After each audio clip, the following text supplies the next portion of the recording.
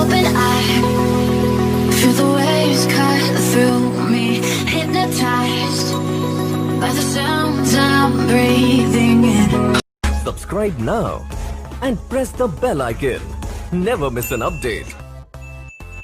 holac Somali TV subscribe please.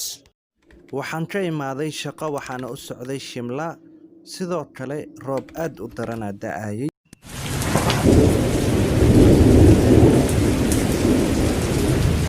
muddo 3 saacadood loo socdaa ilaa guriga anigana maalintaas shaqadan ku daahay sidoo kale waxay ahayd saacadu 9 saac oo habeenimo aniga waxa sameeyaa garan waayay habeenka jimcada xaafada aadi jiray waa shaqadayda meel dheer ku taala markii dambe xaaskeyga isoo wacday waxay i tiri waan ka qabtay xaaskeyga isoo wacdaan jeclaa xaaskeyga ii waran seeta ciyaalka siin bal xaafadii ka waran wallahi waa la wanaagsan yahay niyo biilkii maxaa la soo daaday mandooco dhalay maya biilka waan keenayaa baryaan waxa waa shaqadii ay igu farabadatay waxa sameeyaa garan la ahabo hadda wadadan soo socda ee cashadan jeclaa biizada iyo wixii ii diyaariday inaadeer waa ku sidee anigoo yaaban oo walwalsan oo isla xaafada goorma aadi doontaa horteyda waxaa hor imaaday gabadho dhar cad xiran ilaa amarkiis shilaana gali gaaray war qoftaan maxay ahayd wadada taagan naiga leexo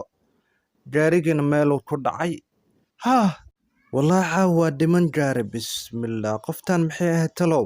bal waa soo fiirnaa ka leexo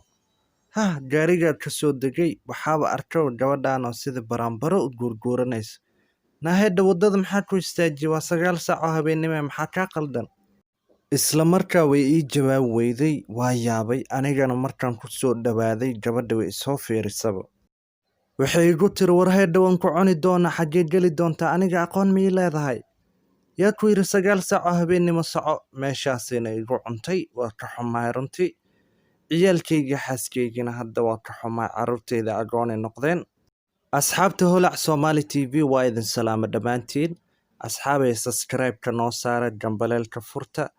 at least 1500 na gaarsiiya aadana u mahadsantiin ilaa maanta 500 waan kiiga mahad celinayaa like-gana saara